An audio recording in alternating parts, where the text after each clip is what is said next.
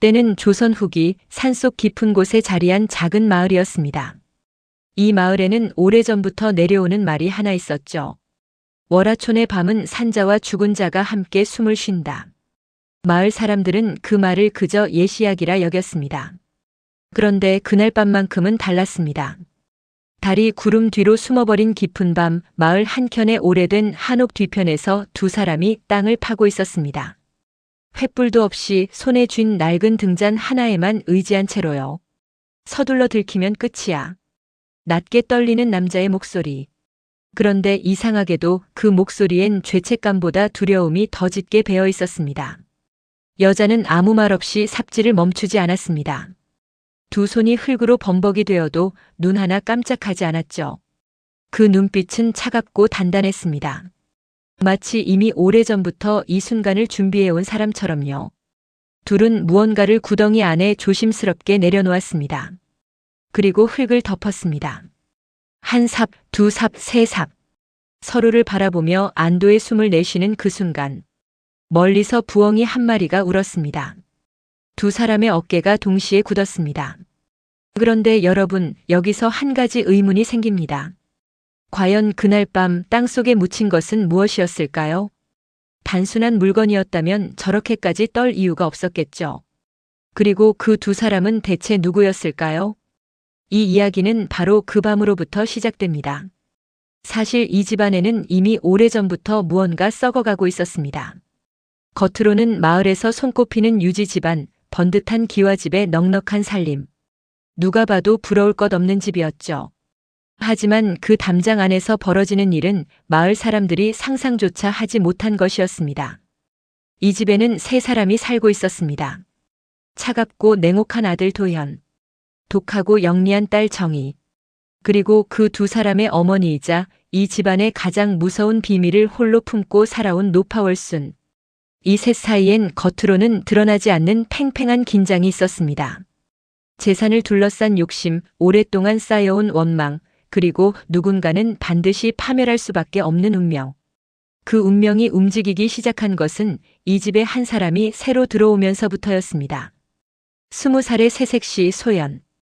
아무것도 모른 채 이 집의 문지방을 넘은 그 순간부터 소연의 삶은 전혀 다른 방향으로 흘러가게 됩니다. 그리고 결국에는 그 땅 속에 묻힌 것이 무엇인지도 알게 되겠죠. 자, 그럼 이제 본격적으로 이야기를 시작하겠습니다. 소연이 이 집에 처음 발을 들인 날을 기억합니다. 홀레복을 입은 채로 가마에서 내려 처음 본 기와집 앞에 섰을 때 소연의 눈엔 설렘보다 낯설미 더 컸습니다. 당연한 일이었습니다. 소연은 산골 마을에서 약초를 캐며 살던 아이였으니까요. 아버지는 일찍 세상을 떠났고 어머니 혼자 소연과 어린 남동생을 키웠습니다. 끼니를 걱정해야 하는 날이 더 많았고 겨울이면 솜이 빠진 이불 하나로 셋이 몸을 붙여 잠들었죠.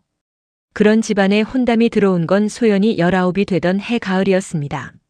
마을 유지 집안의 아들 도현. 중매쟁이 할멈은 침이 마르도록 도현을 칭찬했습니다. 인물도 훤하고 장사 수완도 좋고 집안은 두말할 것도 없다고. 소연의 어머니는 그 자리에서 눈물을 훔쳤습니다. 가난한 집딸을 그런 곳에 시집 보낼 수 있다는 것이 얼마나 다행이냐고. 하지만 여러분, 여기서 한 가지 이상한 점이 있었습니다. 그 좋다는 집안에서 왜 하필 가진 것 하나 없는 소연에게 혼담을 넣었을까요? 마을에서 내로라 하는 집안 규수들을 두고 약초 캐는 가난한 집 딸에게요. 소연의 어머니도 그 점이 마음에 걸렸는지 중매쟁이 할멈에게 넌지시 물었다고 합니다. 그러자 할멈은 잠깐 눈을 피하며 이렇게 말했죠. 집안에서 조용하고 순한 며느리를 원한다고 하더이다. 조용하고 순한 며느리. 지금 생각해보면 그 말이 이미 답이었습니다. 그들이 원한 것은 며느리가 아니었습니다.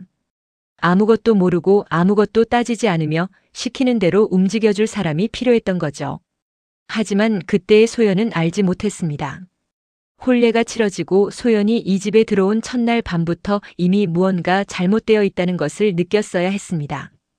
도연은 혼례가 끝나자마자 소연에게 단 한마디를 건넸습니다. 피곤하니 들어가 자시오. 그게 전부였습니다. 신혼 첫날 밤 남편이라는 사람은 소연의 얼굴도 제대로 보지 않은 채 자리를 피했습니다. 소연은 낯선 방에 혼자 앉아 밤이 새도록 잠을 이루지 못했죠. 이튿날 아침 더 큰 현실이 기다리고 있었습니다. 날이 채 밝기도 전에 부엌에서 소리가 났습니다. 소연이 눈을 비비며 나가보니 시누이 정희가 차갑게 노려보고 있었습니다. 새색시가 해가 중천인데 아직도 자고 있어요? 오늘부터 밥은 새벽 5시 전에 올려야 해요. 새벽 5시. 요즘으로 치면 새벽 3시에서 4시 사이입니다. 소연은 아무 말도 못하고 고개를 숙였습니다. 그날부터였습니다. 소연의 하루는 해가 뜨기 한참 전에 시작되었습니다. 새벽에 일어나 불을 지피고 밥을 짓고 물을 길어오고 빨래를 하고 마당을 쓸었습니다. 정희는 사사건건 트집을 잡았습니다. 국이 싱겁다, 밥이 질다, 마당 쓸기가 엉성하다. 도연은 그 모든 걸 보고도 아무 말이 없었습니다.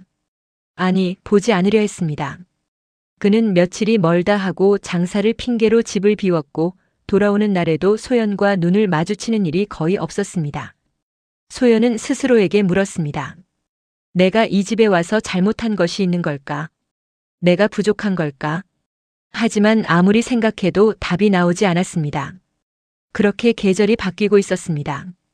그러던 어느 날 저녁 소연은 처음으로 이상한 일을 경험하게 됩니다. 늦은 밤 부엌에서 설거지를 마치고 방으로 돌아가던 길이었습니다. 그때 시어머니 월순의 방 앞을 지나는데 문틈으로 흘러나오는 낮고 떨리는 소리. 이러면 안 돼, 이건 아니야. 소연은 그 자리에 굳어버렸습니다. 그 목소리는 기도 소리 같기도 했고 울음소리 같기도 했습니다.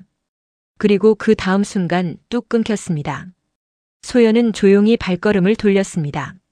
하지만 그 밤 잠자리에 들어서도 그 목소리가 귓속에서 사라지지 않았습니다. 이러면 안 돼. 이건 아니야. 도대체 월순은 그 밤 혼자 무엇을 두려워하고 있었던 걸까요? 월순이라는 사람을 제대로 이해하려면 조금 더 거슬러 올라가야 합니다. 마을 사람들 사이에서 월순은 꽤 알려진 인물이었습니다. 젊은 시절 남편을 일찍 여의고 혼자 2자식을 키우며 이 집안을 일으켜 세운 여인. 악착같이 땅을 사고 장사를 키우고 아무것도 없던 집안을 마을에서 손꼽히는 유지 가문으로 만들어낸 사람. 겉으로만 보면 대단한 여인이었습니다. 하지만 마을 어귀에서 오래 산 노인들은 낮은 목소리로 이런 말을 하곤 했습니다. 월순이 그 재산을 모으는 동안 잃어버린 것도 있다지.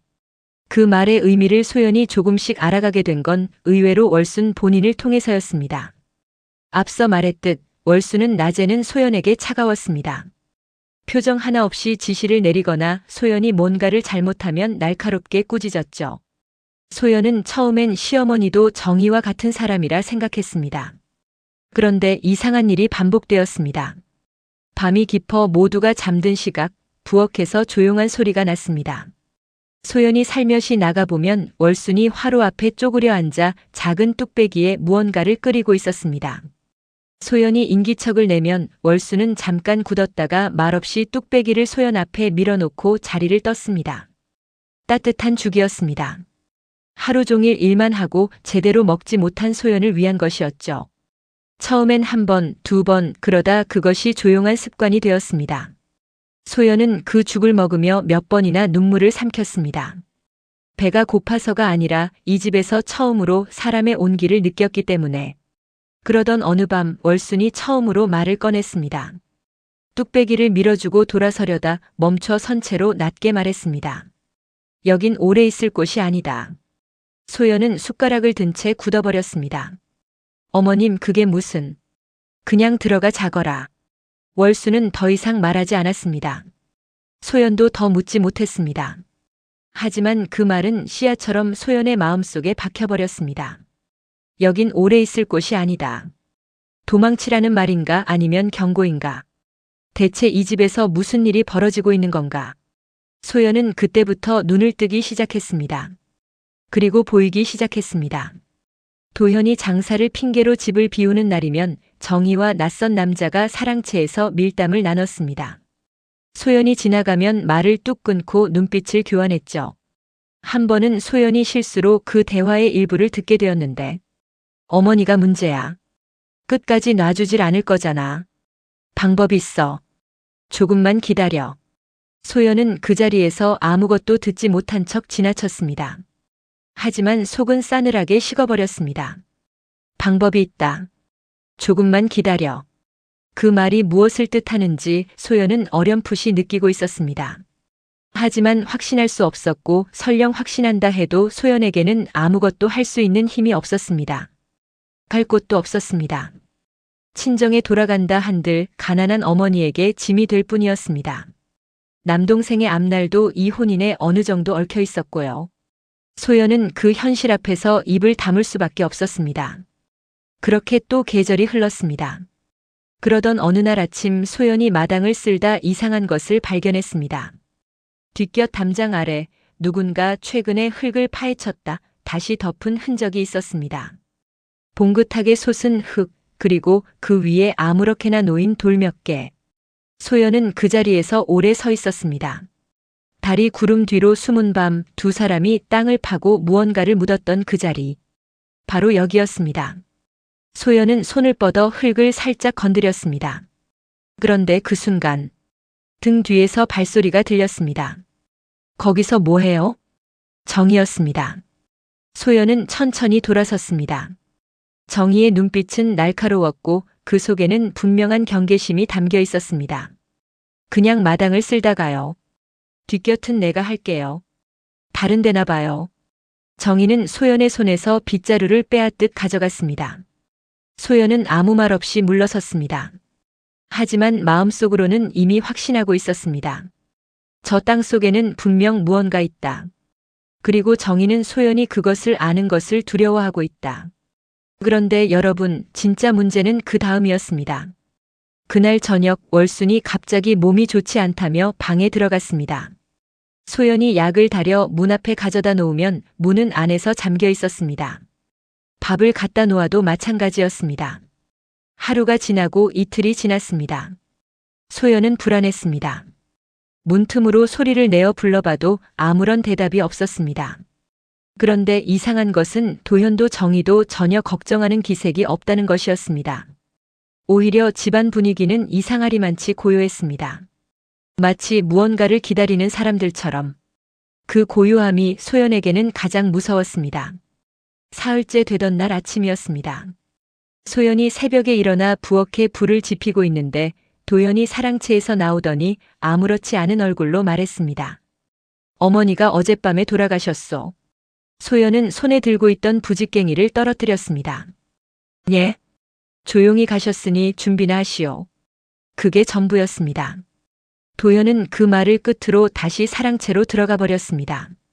마치 오늘 날씨가 흐리다는 말을 하듯 아무런 감정도 없이 소연은 그 자리에 한동안 서 있었습니다. 머릿속이 하얘졌습니다. 어머니가 돌아가셨다.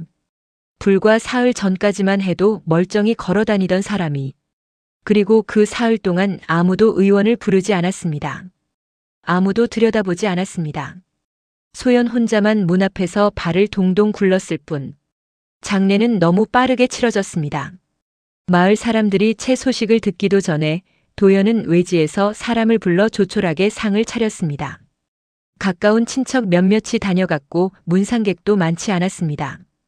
정희는 상복을 입고 앉아 있었지만 소연이 보기에 그 눈은 전혀 붉지 않았습니다. 가장 이상한 것은 따로 있었습니다. 월순의 시신을 본 사람이 아무도 없었습니다. 관은 처음부터 닫혀 있었고 도현은 어머니가 병으로 몸이 상했으니 열지 않겠다고 했습니다. 마을에서 오래 산 노인 몇이 고개를 갸웃거렸지만 유지 집안의 일에 누가 감히 나서겠습니까? 소연은 장례를 치르는 내내 멍한 상태였습니다. 슬프다기보다 무서웠습니다. 월순이 마지막으로 했던 말이 계속 머릿속을 맴돌았습니다. 여긴 오래 있을 곳이 아니다. 그리고 정희와 낯선 남자가 나눴던 그 말. 방법이 있어. 조금만 기다려. 소연은 그 두 문장을 머릿속에서 겹쳐놓았습니다. 그러자 등줄기가 서늘해졌습니다.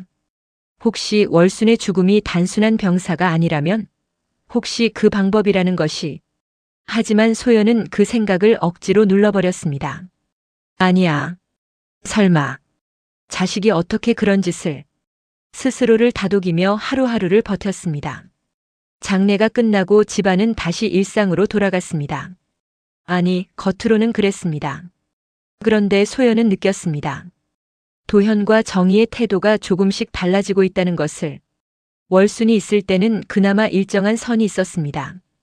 집안의 크고 작은 결정에 월순이 끼어들었고 도현도 정희도 어머니 앞에서는 함부로 하지 못했습니다. 그런데 이제 그 선이 사라졌습니다.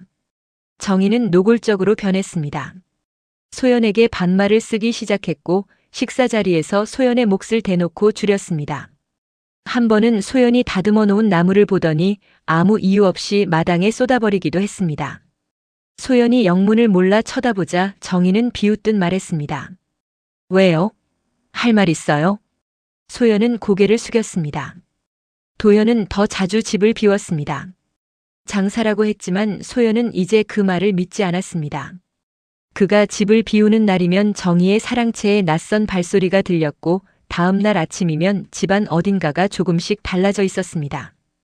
가구가 옮겨져 있거나 문서 괴짝이 자리를 바꿔 있거나 소연은 그 집안에서 점점 투명해지고 있었습니다. 그러던 어느 밤 월순이 세상을 떠난 지 꼭 49일이 되던 날이었습니다. 소연은 늦게까지 부엌에 남아 다음 날 아침 준비를 하고 있었습니다. 고요한 밤이었습니다. 바람도 없고 벌레 소리도 잠잠했습니다. 화롯불만 조용히 타오르고 있었죠. 그때였습니다. 부엌 안쪽 항아리가 놓인 어두운 구석에서 뭔가를 뒤적이는 소리가 났습니다. 소연은 손을 멈췄습니다. 처음엔 쥐인가 싶었습니다. 이 집은 오래된 집이라 가끔 쥐가 나왔으니까요. 소연은 다시 손을 움직이려 했습니다. 그런데 소리가 멈추지 않았습니다. 뒤적이는 소리. 그 소리는 점점 또렷해졌고 어느 순간 소연은 깨달았습니다. 그것은 쥐 소리가 아니었습니다. 사람의 손이 무언가를 더듬는 소리였습니다. 소연은 천천히 고개를 돌렸습니다. 화롯불이 만들어내는 흔들리는 불빛 속에서 항아리들이 늘어선 어두운 구석에 무언가가 있었습니다. 아니, 누군가가 있었습니다. 흐릿한 윤곽, 작고 구부정한 형체. 소연의 심장이 쿵 내려앉았습니다. 그 형체가 천천히 고개를 들었습니다. 그리고 소연을 향해 가늘고 메마른 목소리로 말했습니다. 배가 고프구나. 소연은 그 자리에서 뒤로 물러섰습니다. 등이 부엌 문틀에 닿았습니다. 소리를 지르려 했지만 목에서 아무것도 나오지 않았습니다. 그런데 이상했습니다. 분명 온몸이 얼어붙을 만큼 두려운데 발이 움직이지 않았습니다. 아니, 움직이지 못하는 것이 아니라 움직이고 싶지 않았습니다. 그 목소리에서 느껴지는 것은 공포가 아니었습니다. 처절한 슬픔이었습니다. 소연은 떨리는 손으로 화로 옆에 있던 작은 냄비를 집었습니다. 아직 온기가 남아있는 죽이 담겨 있었습니다. 그것을 조용히 바닥에 내려놓았습니다. 그 형체 쪽을 향해. 그 순간 불빛이 흔들렸습니다. 그리고 어둠 속의 형체가 조금씩, 아주 조금씩 또렷해지기 시작했습니다. 소연은 눈을 크게 떴습니다. 그 얼굴을 소연은 알고 있었습니다. 월순이었습니다. 살아생전의 모습 그대로였습니다. 구부정한 어깨, 깊게 파인 주름, 손마디마다 굳은 살이 박힌 투박한 손. 하지만 달랐습니다. 살아있을 때보다 훨씬 더 작아 보였고 훨씬 더 여위어 있었습니다. 그리고 그 눈빛이. 소연은 그 눈빛을 평생 잊지 못할 것이라 생각했습니다. 살아생전의 월수는 차갑고 무뚝뚝한 눈을 하고 있었습니다. 감정을 드러내지 않는 오랜 세월 혼자 버텨온 사람의 눈. 그런데 지금 소연 앞에 있는 월순의 눈은 달랐습니다. 그 안에는 살아서는 차마 드러내지 못했던 모든 것이 담겨 있었습니다. 원망, 억울함, 그리고 참을 수 없는 슬픔. 소연은 입술을 달싹였습니다. 어머님. 월수는 대답하지 않았습니다. 소연이 내려놓은 죽그릇을 그저 내려다볼 뿐이었습니다. 오랫동안 마치 살아생전 마지막으로 소연에게 죽을 내밀던 그 밤을 떠올리는 것처럼. 그러다 천천히 고개를 들었습니다. 나는 병으로 죽은 것이 아니다. 소연의 온몸에 소름이 돋았습니다. 예상했던 말이었습니다. 어쩌면 소연은 이미 알고 있었는지도 모릅니다. 그러나 막상 그 말을 직접 듣는 순간 현실이 다르게 느껴졌습니다. 머릿속으로 짐작하는 것과 죽은 사람의 입에서 직접 듣는 것은 전혀 다른 무게였습니다. 그럼 어떻게 되신 겁니까? 소연의 목소리는 떨렸지만 도망치지 않았습니다. 월수는 잠시 눈을 감았습니다. 그리고 입을 열었습니다. 방에 갇혔다. 처음에 소연은 그 말의 의미를 정확히 이해하지 못했습니다. 갇혔다고? 본인 방에? 그런데 월순의 다음 말이 이어지자 소연은 점점 얼굴이 굳어갔습니다. 월순이 방에 들어간 날 밤 도현과 정희가 바깥에서 문을 잠갔습니다. 월순이 소리를 질렀지만 집 안팎에 아무도 없었습니다. 며느리 소연은 그날 심부름을 핑계로 일부러 마을 아래로 내려보내진 상태였습니다. 소연은 그날을 떠올렸습니다. 정희가 갑자기 마을 아래 약방에서 약재를 사오라고 시켰던 날. 평소엔 심부름을 시키지 않던 정희가 유독 그날만 소연을 먼 길로 보냈습니다. 그게 일부러였습니까? 월순이 천천히 고개를 끄덕였습니다. 나를 치우려면 내가 없어야 했겠지. 소연은 두 손을 꽉 쥐었습니다. 월순은 계속 말했습니다. 방 안에 물도 없었고 밥도 없었습니다. 처음엔 문을 두드리고 소리를 질렀지만 사흘이 지나자 기력이 빠졌습니다. 그래도 버텼습니다. 이대로 당할 수 없다는 생각으로. 하지만 몸은 거짓말을 하지 않았습니다. 마지막에는 소리도 나오지 않더구나. 소연의 눈에서 눈물이 흘렀습니다. 그 말이 얼마나 처절한 것인지 소연은 알았습니다. 소리도 나오지 않을 때까지 혼자 그 방 안에서 버텼을 월순. 평생 악착같이 살아온 사람이 자기 자식의 손에 그렇게 생을 마쳤다는 것이 왜 그런 겁니까? 도현이와 정희가 왜 그런 짓을? 월수는 씁쓸한 표정을 지었습니다. 재산 때문이지. 그것 말고 또 무엇이 있겠느냐? 월수는 말했습니다. 도현은 오래전부터 빚이 있었습니다.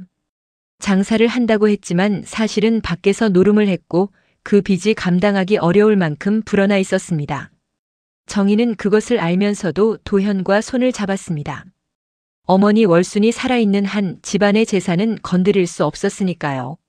월순은 그 사실을 눈치챘습니다. 그래서 재산을 넘기지 않으려 했고 그것이 결국 화근이 되었습니다. 내가 더 일찍 알아챘어야 했는데. 월순의 목소리가 흔들렸습니다. 자식이니까. 끝까지 믿고 싶었던 게야. 소연은 아무 말도 할 수 없었습니다. 그 말 속에 담긴 것이 너무 컸습니다. 평생 자식을 위해 악착같이 살아온 어머니가 그 자식에게 버려진 것. 그것도 가장 비참한 방식으로. 한동안 침묵이 흘렀습니다. 그러다 월순이 소연을 똑바로 바라보며 말했습니다. 진실은 반드시 드러나야 한다. 소연은 그 눈빛을 마주했습니다. 하지만 저는 아무 힘도 없는 사람입니다. 제가 무엇을 할 수 있겠습니까? 월수는 대답하지 않았습니다. 대신 조용히 말했습니다. 뒷곁의 땅을 기억하거라. 소연은 숨을 멈췄습니다. 뒷곁. 봉긋하게 솟은 흙. 정희가 그토록 예민하게 굴었던 그 자리. 그 안에 무엇이 있습니까? 월수는 그 물음에 답하지 않았습니다. 대신 천천히 눈을 감았습니다. 불빛이 다시 한번 크게 흔들렸습니다. 49일을 넘기면 나는 더 이상 머물 수 없다. 소연은 앞으로 한 발짝 내디뎠습니다.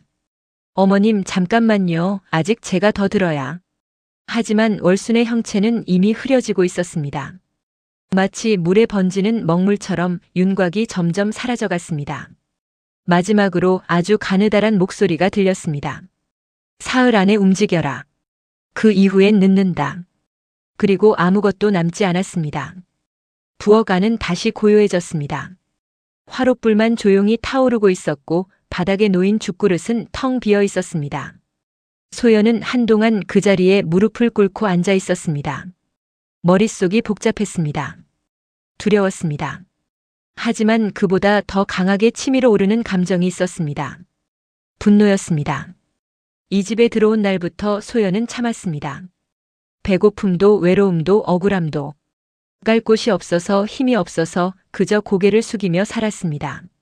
하지만 지금 이 순간 소연은 생각했습니다.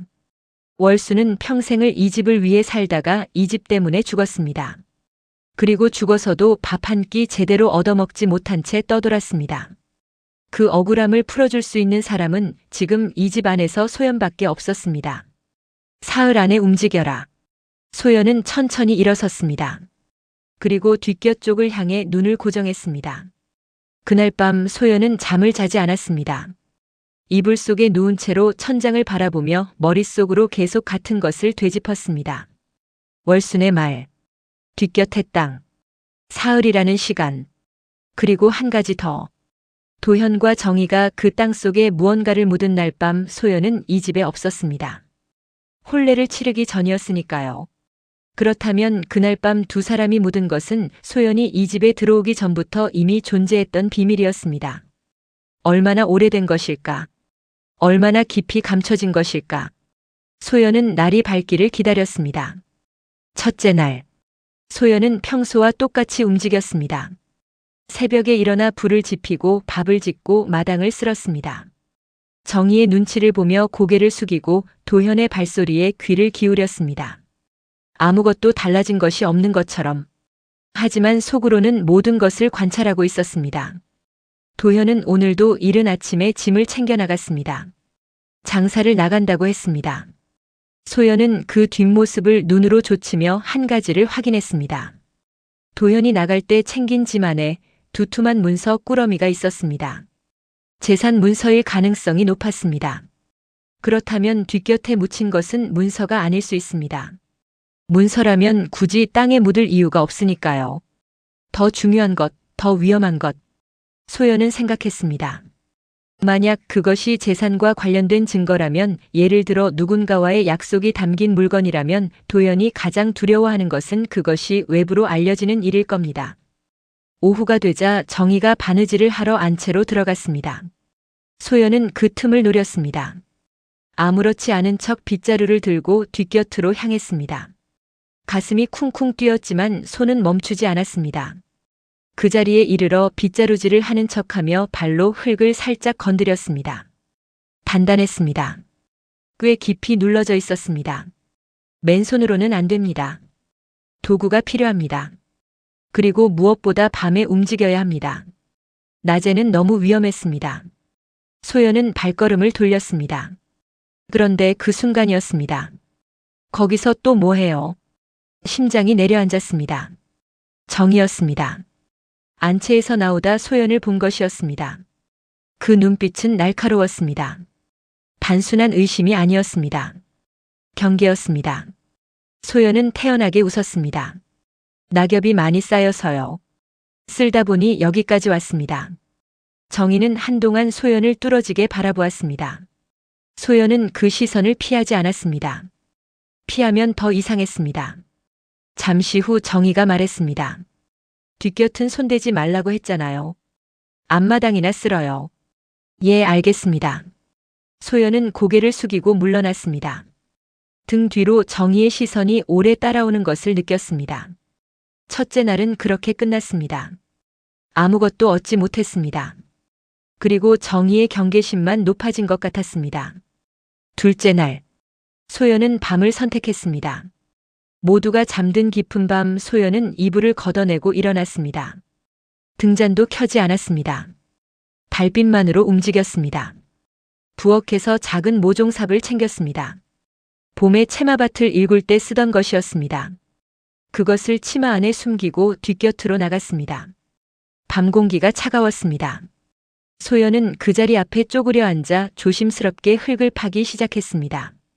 소리가 나면 안 됩니다. 숨소리조차 죽였습니다. 한 삽, 두 삽. 그런데 얼마 파지 않아 손끝에 무언가 단단한 것이 닿았습니다. 소연은 손으로 흙을 조심스럽게 걷어냈습니다. 작은 나무 상자였습니다. 오래된 것이었습니다.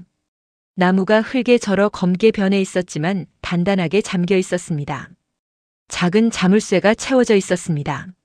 소연은 그것을 치마 안에 품었습니다. 흙을 다시 덮었습니다.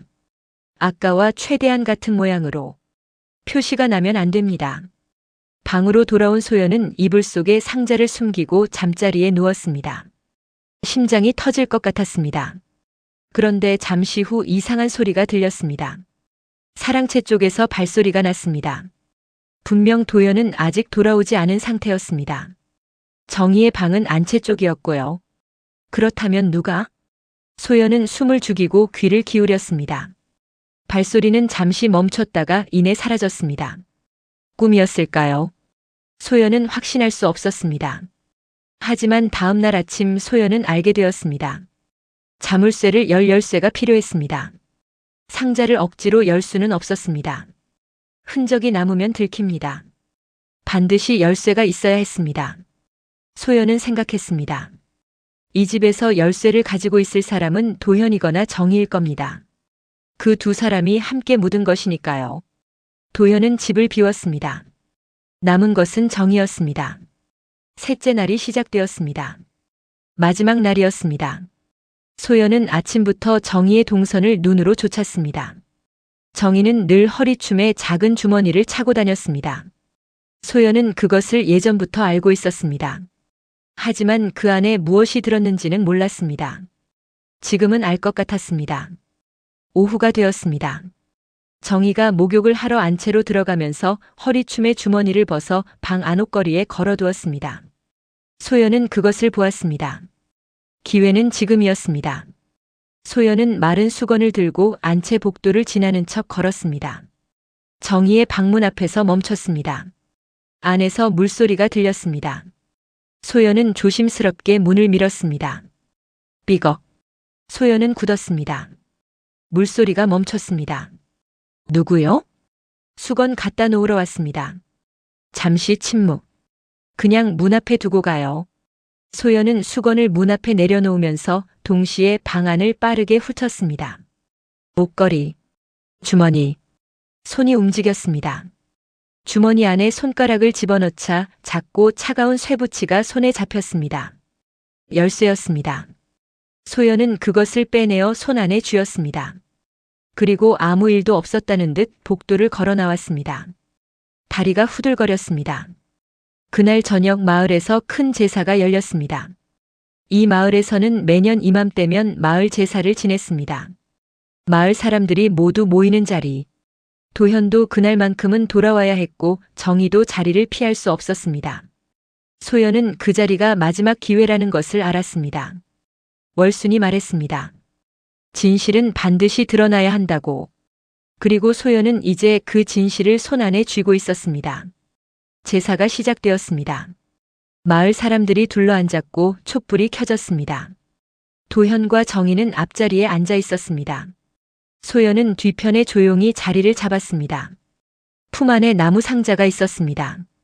소연은 열쇠를 꺼냈습니다. 자물쇠에 맞췄습니다. 찰칵 하는 소리와 함께 상자가 열렸습니다. 그 안에 있던 것은 소연의 눈이 커졌습니다. 편지였습니다.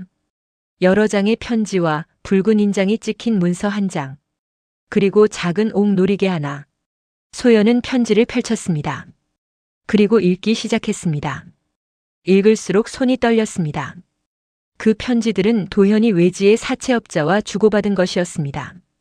빚의 규모, 담보로 잡힌 집안의 땅 문서, 그리고 월순을 치우면 모든 것을 정리해주겠다는 약속이 담긴 문서. 살인을 사주한 증거였습니다. 그리고 옥놀이개. 소연은 그것을 본 순간 숨이 멎었습니다. 그것은 월순이 살아생전 늘 차고 다니던 것이었습니다. 소연도 본 적이 있었습니다. 월순이 그것을 얼마나 아꼈는지도 알았습니다. 돌아가신 남편이 준 것이라고 월순이 단 한 번 소연에게 말한 적이 있었습니다. 그런데 그것이 왜 이 상자 안에 있는 것일까요? 소연은 떨리는 손으로 놀이개를 쥐었습니다. 그러자 갑자기 제사장에 바람이 불었습니다. 한여름 밤이었는데 차가운 바람이었습니다. 촛불이 일제히 꺼졌습니다. 마을 사람들이 웅성거렸습니다. 도현이 인상을 찌푸렸습니다. 정희가 주변을 두리번거렸습니다. 그리고 소연의 입에서 전혀 다른 목소리가 흘러나오기 시작했습니다. 낮고 무겁고 오랫동안 눌려있던 것이 터져나오는 듯한 목소리. 내가 어떻게 죽었는지 말해보거라. 도연의 얼굴이 하얗게 질렸습니다. 정희가 자리에서 일어나려 했습니다. 하지만 발이 움직이지 않았습니다. 마을 사람들은 모두 굳은 채로 소연을 아니 소연의 입을 통해 말하는 그 목소리를 바라보았습니다. 아무도 움직이지 않았습니다. 아무도 움직일 수 없었습니다. 촛불이 꺼진 제사장 안에서 아무도 숨을 쉬지 않는 것 같았습니다. 소연의 입에서 흘러나오는 그 목소리는 분명 소연의 것이 아니었습니다. 더 낮고 더 무겁고 수십 년의 세월이 켜켜이 쌓인 듯한 목소리. 마을 사람들 중 월순을 아는 사람들은 알아보았습니다. 그 목소리를, 그 말투를. 노파 한 명이 손을 떨며 중얼거렸습니다. 월순이 월순이잖아. 도현은 자리에서 일어나려 했습니다. 하지만 다리가 말을 듣지 않았습니다. 정희는 이미 얼굴이 낯빛이 되어 있었습니다.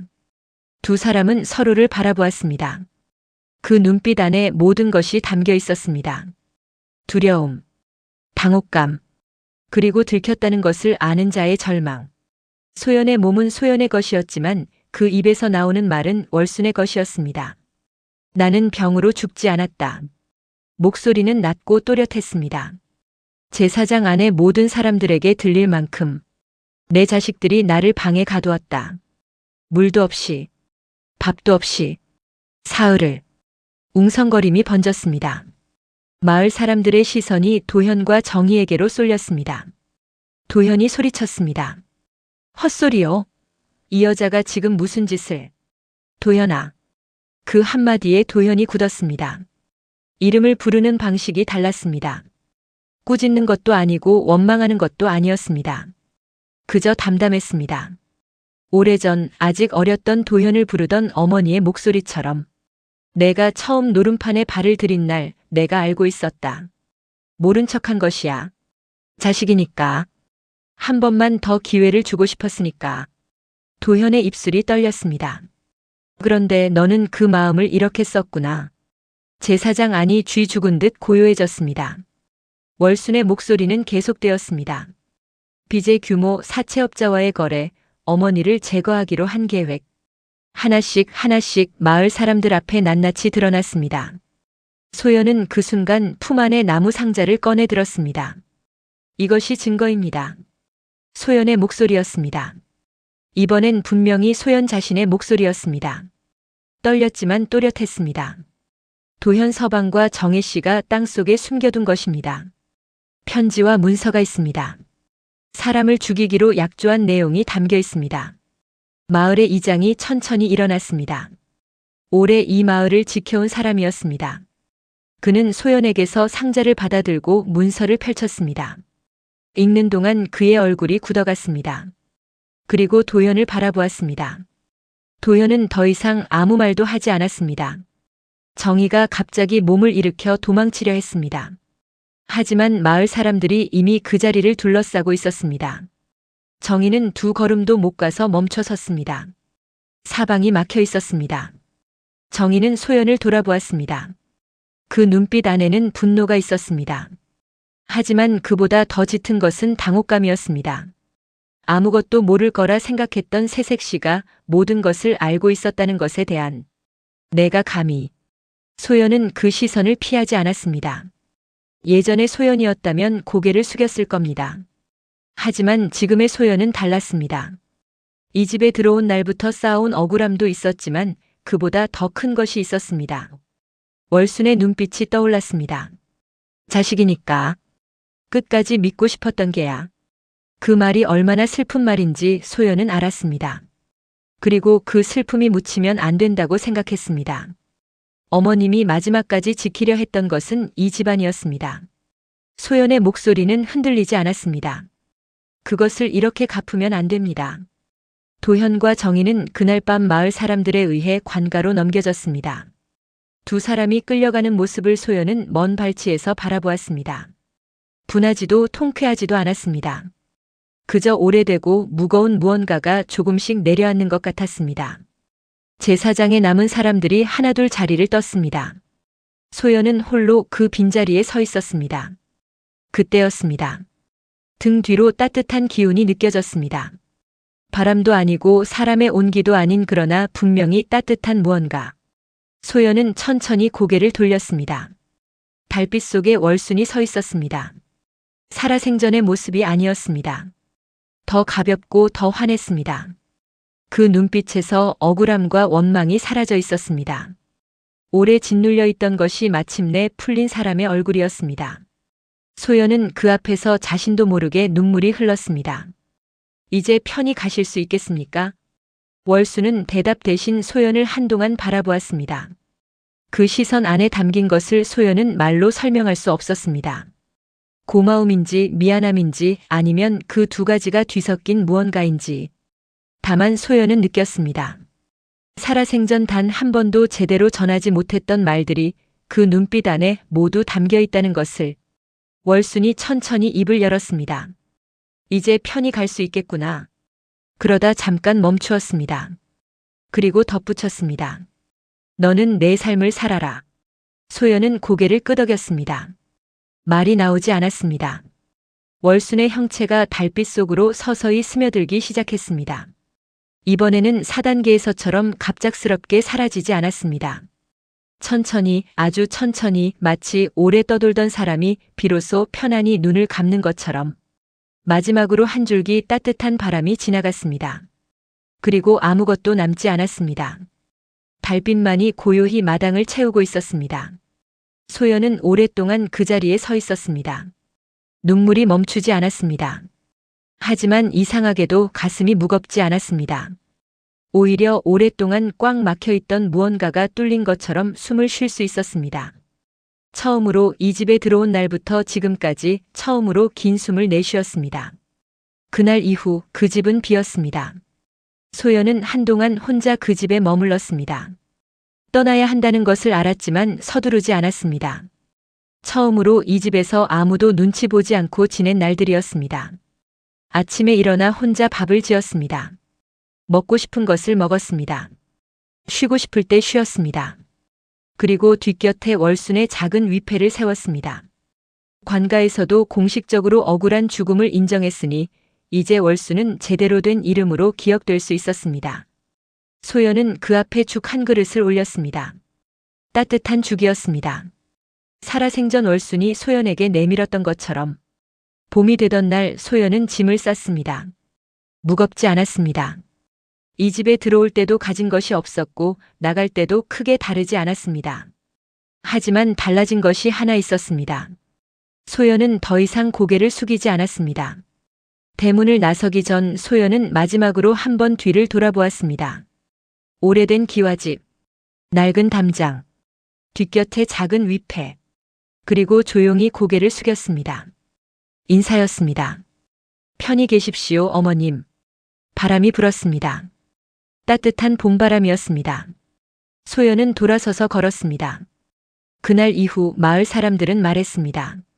그 집에서는 더 이상 밤에 발소리가 들리지 않는다고. 부엌에서 죽 끓이는 냄새도 문틈으로 새어나오는 흐느낌도 없다고. 월수는 마침내 떠난 것이었습니다. 하지만 소연은 알고 있었습니다. 그 집에서 보낸 시간이 그 억울한 죽음을 마주했던 밤들이 자신을 전혀 다른 사람으로 만들었다는 것을. 아무것도 모른 채 이 집 문지방을 넘었던 20살 새색시는 이제 없었습니다. 대신 남은 것은 무엇이든 마주할 수 있는 한 사람의 여인이었습니다. 소연은 걸었습니다. 봄볕이 등을 따뜻하게 감쌌습니다. 그리고 처음으로 앞이 보이는 것 같았습니다.